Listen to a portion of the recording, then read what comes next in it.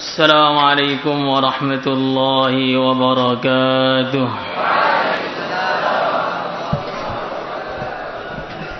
الفاتحة.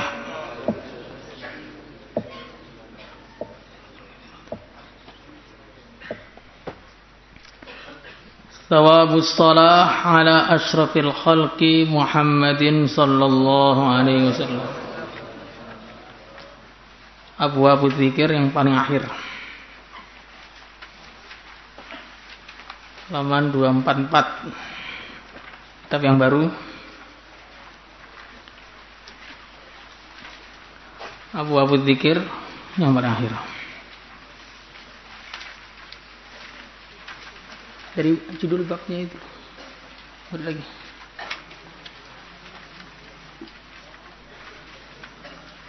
Thawabus shalah ala asyrafil khalqi.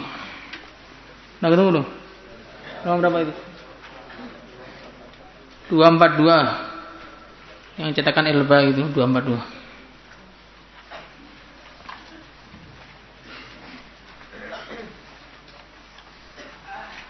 Ini paling depan malah gak ketemu-ketemu gimana?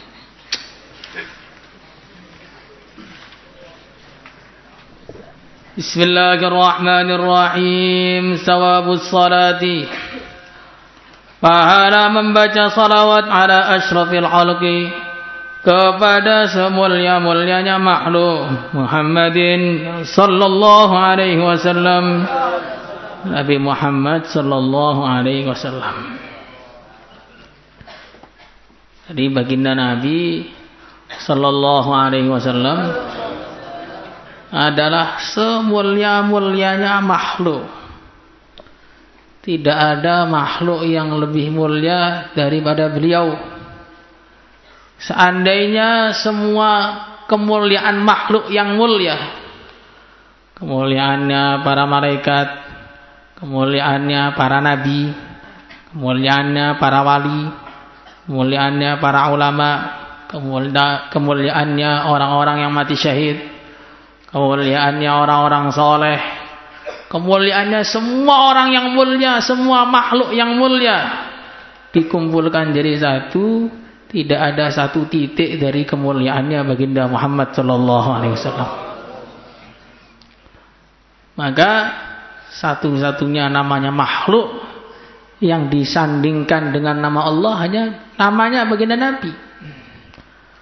Sampai di arsy sana ditulis La ilaha illallah Muhammadur Rasulullah.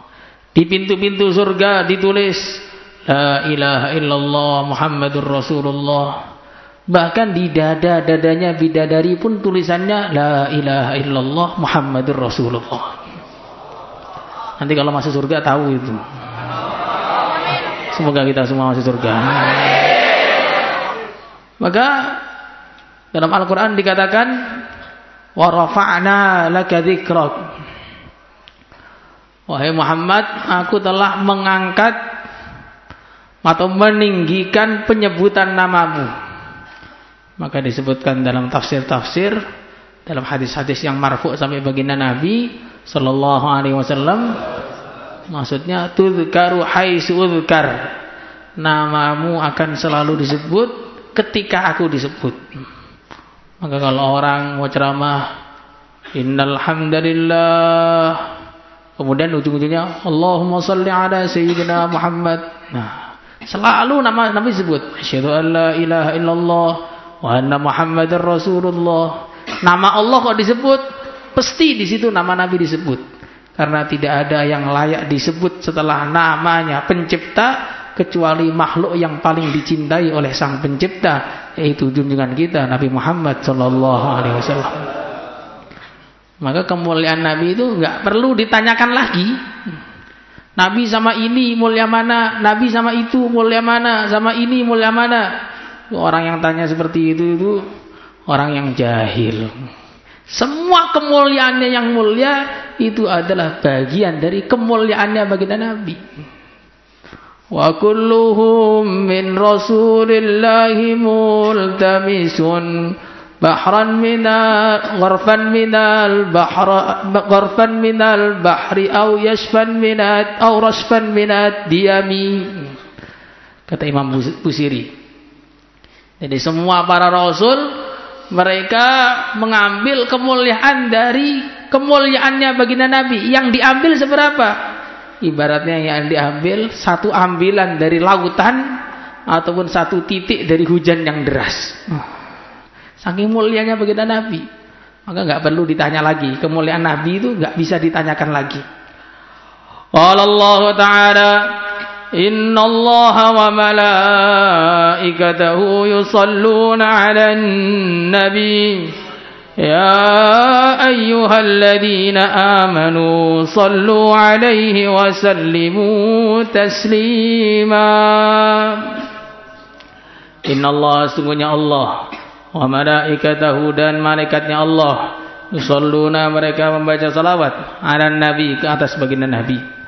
Ya ayyuhalladzina, wahai orang-orang amanu yang pada beriman, sallu, bacalah salawat alaihi, kepada Nabi, wasallimu, dan ucapkanlah salam tasliman, dengan mengucapkan salam yang sebenarnya. Allahumma shalli ala sayyidina Muhammad. Maka di sini ada pembahasan, apakah diperbolehkan seorang itu mengucapkan salawat tanpa mengucapkan salam? Hanya Allahumma sholli ala sayyidina Muhammad tuh boleh apa enggak? Apakah harus Allahumma sholli wa sallim ala sayyidina Muhammad? Karena di sini perintahnya dua-duanya. Shollu alaihi, ucapkanlah salawat kepada Nabi. Wasallimu, ucapkanlah salam. Jadi sholli wa sallim. Boleh enggak orang mengucapkan Allahumma sholli ala sayyidina Muhammad saja atau sallallahu ala Muhammad saja? Maka para ulama berbeda pendapat. Imam Nawawi dalam Syarah Muslim mengatakan makruh mengucapkan salawat saja tanpa mengucapkan salam, makruh. Sebagian mengatakan boleh saja mengucapkan salawat tanpa mengucapkan salam. Buktinya di dalam tasyahud orang itu baca salawat tanpa salam. Setelah kita tasyahud, asyhadu an la ilaha illallah wa anna Muhammadar Rasulullah, Allahumma shalli ala Muhammad wa ala ali sayyidina Muhammad kama shallaita ala sayyidina Ibrahim wa ala ali sayyidina Ibrahim. Di situ tidak ada bacaan salawat, bacaan salamnya. Maka sebagian ulama mengatakan boleh baca salawat tanpa baca salam. Tapi kalau kita ingin keluar dari khilaf, wal khuruj minal khilaf mustahab, ya kita baca salawat sambil baca salam, biar sepakat semua orang mengatakan salawat kita itu salawat yang baik. Allahumma shalli wa sallim ala sayyidina Muhammad. Nah, jadi baca salawat sekaligus membaca salam. Kemudian yang kedua kalinya,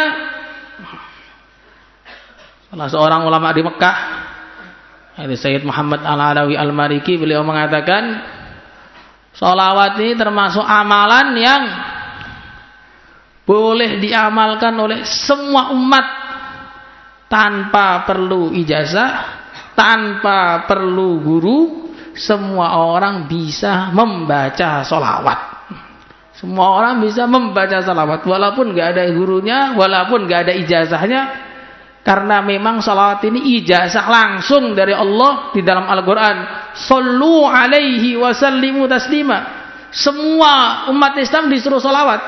Maka kamu mau mengucapkan salawat gimana saja, bentuknya bagaimana saja, asalkan itu salawat sallallahu alaihi Muhammad atau yang lain-lainnya, itu semua diterima oleh Allah. Boleh. Jadi mengucapkan salawat tanpa guru itu boleh. Walaupun tentu yang terbaik harus salawat yang ada gurunya. Apalagi santri Al-Fatah. Nah, santri Al-Fatah yang paling layak itu baca salawat yang sudah jelas-jelas saja. Jangan salawat yang aneh-aneh, gak pernah disampaikan, gak pernah diijazahkan, dibaca, akhirnya ujung-ujungnya bingung. Ujung-ujungnya bingung. Kebaca salawat yang banyak. Apa untuk santri salawat yang paling layak dibaca, yang paling harus sering dibaca? Selain salawat Ibrahimiyah yang memang ijazah langsung dari baginda Nabi sallallahu alaihi wasallam. Santri-santri harus banyak baca salawat ilmu biar pinter. Maka kok sudah 10 tahun mondok belum pernah amalan sholawat ilmu, ini dipertanyakan keal-fatahannya. Maka kalau kamu lihat ada teman-teman kamu sudah lama mondok, kok nggak patek pinter atau memang nggak pinter sama sekali, itu perlu ditanya. Pernah nggak baca sholawat ilmu? Sudah masuk kelas tahfidz tiap hari, masuk kelas 8 tahun, hafal cuma 8 juz. Ada juga yang begitu itu mertu ditanya, itu sudah baca sholat ilmu atau belum? Sudah masuk kelas tiap pagi, ujung-ujungnya kelasnya pindah di bawah pohon sebelah itu. Nah itu mesti nggak pernah baca sholat ilmu, sampai jadi master dalam meninggalkan sholawat. Makanya harus banyak baca sholawat. Insyaallah semua niat. Minta ijazah ke Pak Yai minta ijazah sholawat ilmu, biar kita itu otaknya itu encer. Kalau otaknya tidak encer tuh di pondok betah. Orang tuh banyak nggak betah di pondok tuh sebabnya apa?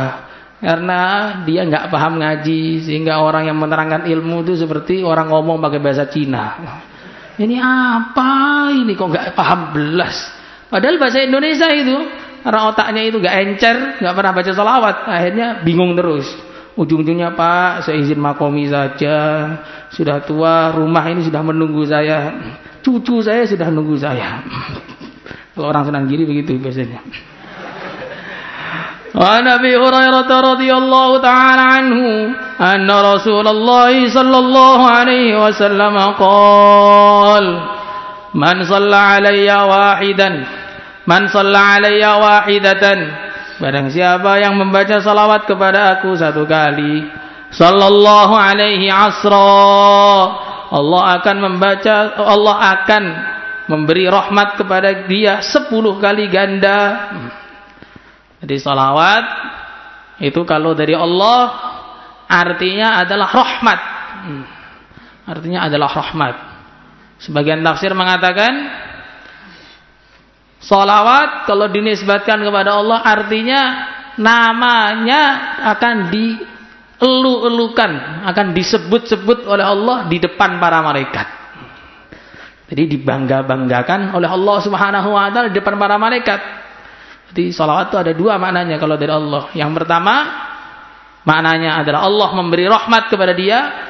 Makna yang kedua, Allah akan membangga-banggakan dia di hadapan para malaikat. Dua-duanya mungkin juga dua-duanya. Ya diberi rahmat, ya dibangga-banggakan oleh Allah.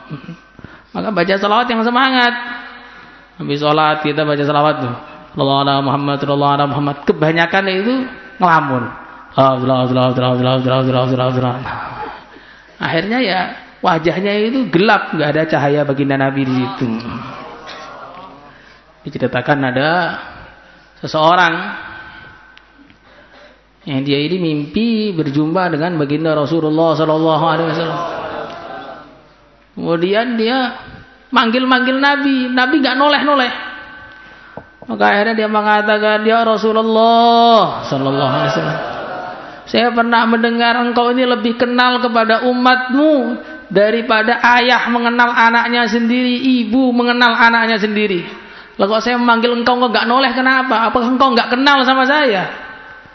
Ya memang saya itu kenal kepada umatku, tapi saya itu mengenal mereka seukuran banyaknya sholawat yang mereka baca kepada aku. Lah kamu nggak pernah baca sholawat, ya saya nggak kenal jadinya. Maka akhirnya orang tadi bangun tidur langsung baca sholawat sehari 100 kali. Cuma 100, tapi sungguh-sungguh. Kita sehari itu hitungannya aja 500 minimal itu. Tetapi ya kurang sungguh-sungguh tadi. Akhirnya ya manfaatnya kurang. Maka orang tadi kemudian setelah istiqomah baca 100 kali, mimpi lagi ketemu baginda Rasulullah Sallallahu Alaihi Wasallam. Dia memanggil Nabi langsung noleh. Ya sekarang saya sudah kenal kepada kamu karena kamu sudah sering kirim salawat kepada aku.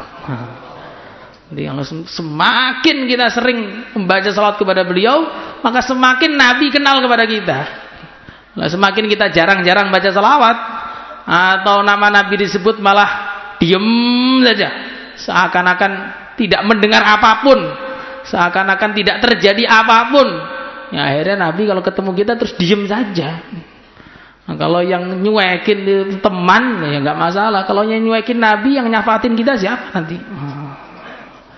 Maka ini baca salawat tuh amalan yang penting sekali. Tapi baca salawat harus diingat, harus ikhlas. Karena semua amalan yang tidak ikhlas itu tidak ada nilainya di sisi Allah. Berbeda dengan pemahaman sebagian orang yang berlebih-lebihan. Semua amalan itu harus ikhlas kecuali salawat. Salawat gak ikhlas diterima oleh Allah. Waduh, ini jauh yang seperti ini, jauh. Karena sudah ijma dari Quran, dari hadis, semua amalan itu kalau gak ikhlas gak diterima. Maka untuk mengkhususkan salawat itu ya perlu hadis sahih. Nah, sedangkan hadisnya itu belum ada itu, kecuali dibikin sekarang ini. Dalilnya cuma satu bait saja, a'maluna bainal qaburi wa raddiha illa salata 'alan nabi Muhammadi. Itu dalilnya bait. Lah bait itu enggak bisa jadi dalil. Makanya baca selawat juga harus ikhlas. Baca selawat itu harus ikhlas. Karena di sini juga ada hadis menjelaskan siapa baca selawat hatinya ikhlas, maka akan diberi pahala begini, pahala begini, pahala begini. Maka amalan tidak ikhlas enggak ada nilainya. Tanpa terkecuali salawat. Maka kita baca salawat pun harus ikhlas. Jangan tertipu dengan kata-kata orang yang meremehkan ikhlas. Pokoknya yang penting mau salawat mesti. Mesti itu kalau ikhlas. Kalau enggak ikhlas ya mesti enggak diterima. Wa Abdurrahman bin Auf radhiyallahu anhu qala kharaja Rasulullah sallallahu alaihi wasallam fattaba'tuhu. Nabi SAW telah keluar dan aku mengikutinya hatta dakhala nahlan, sehingga beliau masuk di kebun kurma. Fasajada, maka beliau sujud. Fa'atala sujuda, maka beliau memanjangkan sujudnya. Hatta hiftu, sehingga aku takut, au khasyitu, atau aku khawatir, ayyakunallahu qad tawaffahu, Allah Subhanahu wa taala sudah mewafatkan beliau. Au qabadahu, atau mengambil beliau, maksudnya mengambil ruhnya. Ini termasuk bagian dari penting yang kita pahami.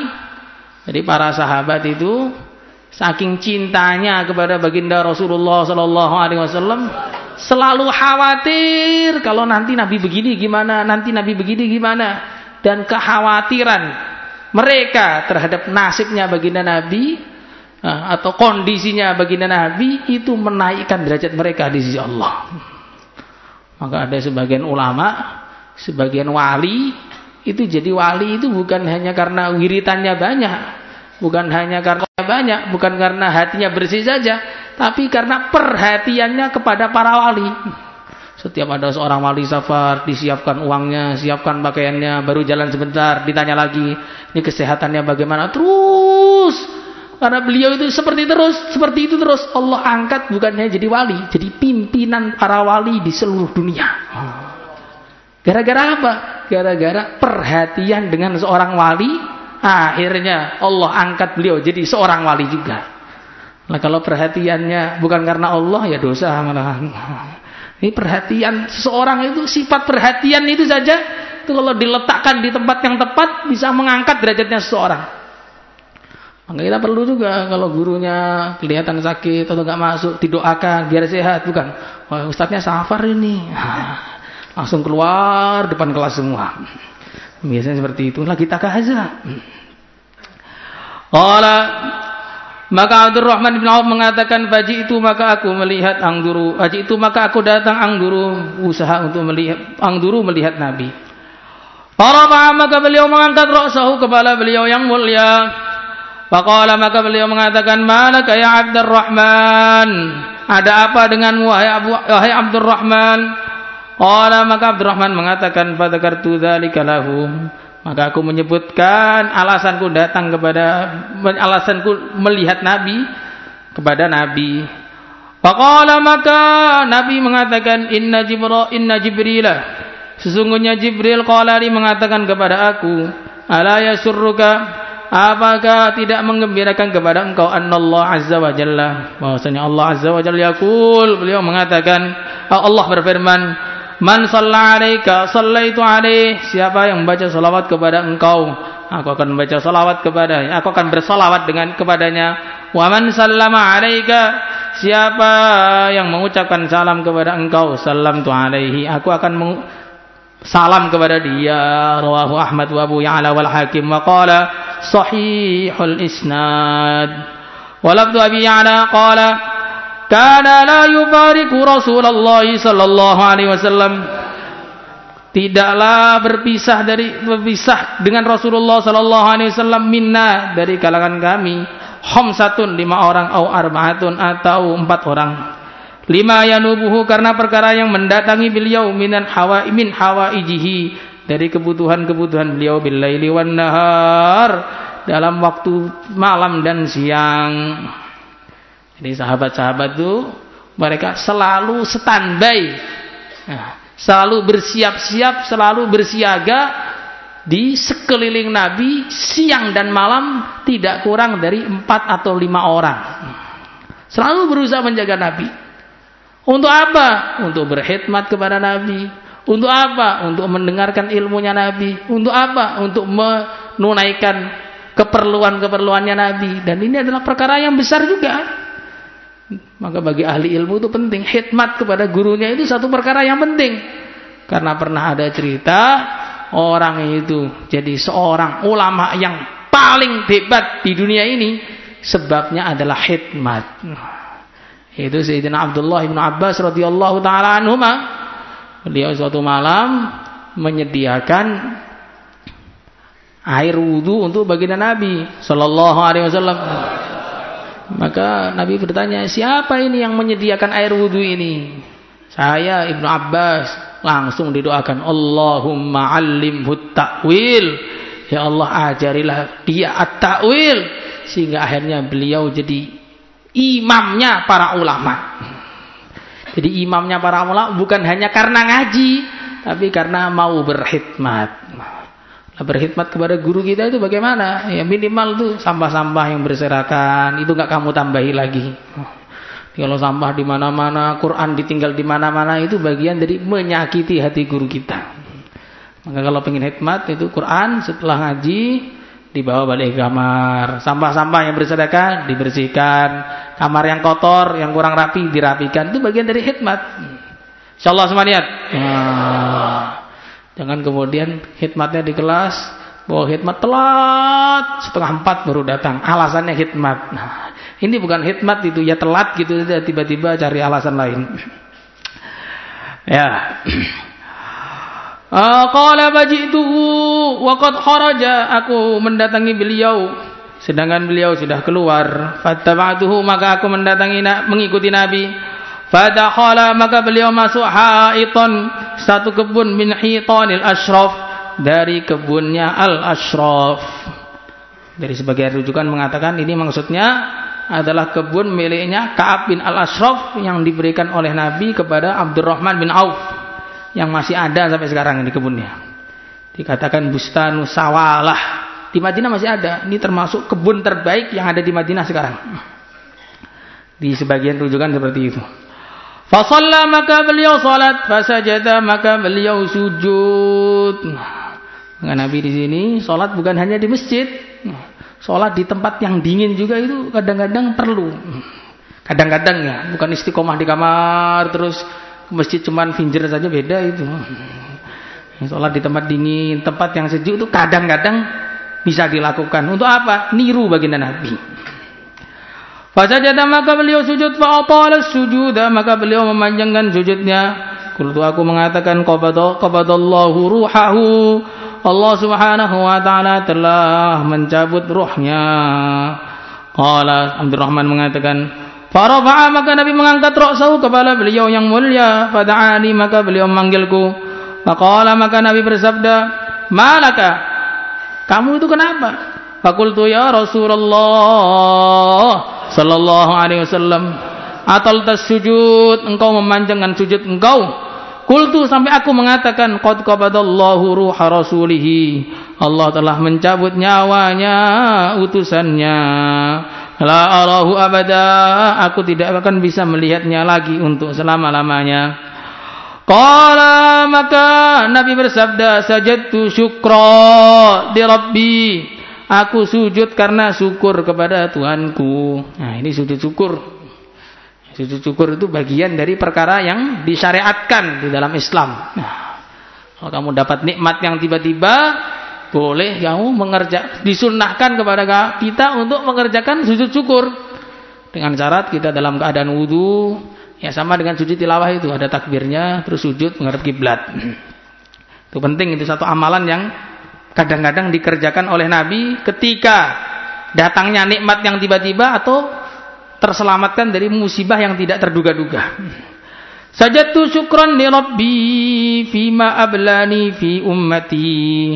Karena Allah Subhanahu wa taala telah memberikan anugerah kepada aku fi ummati, mengenai umatku atau kepada umatku. Jadi bala itu termasuk satu kalimat yang punya dua makna. Bala itu bisa artinya musibah, bala itu juga bisa anugerah. Fima ablani fi ummati, karena Allah Subhanahu wa taala telah memberikan anugerah kepada aku fi ummati, di dalam urusan umatku. Nah, kita lihat nih baginda Rasulullah sallallahu alaihi wasallam yang diberi nikmat umatnya, tapi yang syukur baginda Nabi. Saking sayangnya baginda Nabi ini kepada umat, pokoknya perkara yang menyenangkan umat baginda Nabi ya senang, perkara yang menyusahkan umat baginda Nabi juga susah. Azizun alaihi ma'anittum. Nabi itu kalau ada perkara yang menyusahkan umatnya, Nabi itu susah sekali. Sampai beliau mengatakan, siapa yang ngurus umatku kok nyusahkan, maka ya Allah susahkanlah hidup dia. Kenapa? Karena Nabi nggak suka ada umatnya disusah-susahkan, tuh Nabi nggak suka. Ini penting ini bagi yang punya pangkat-pangkat tertentu. Karena urusannya ngurusi umat itu tanggung jawabnya bukan kepada atasan kita, tanggung jawabnya kepada yang punya umat ini, kepada baginda Nabi. Kok macam-macam dengan umatnya baginda Nabi, urusannya itu berhadapan dengan baginda Nabi. Bahaya itu, makanya harus ikhlas ngurus umat tuh. Jangan karena dendam pribadi terus ngamuk.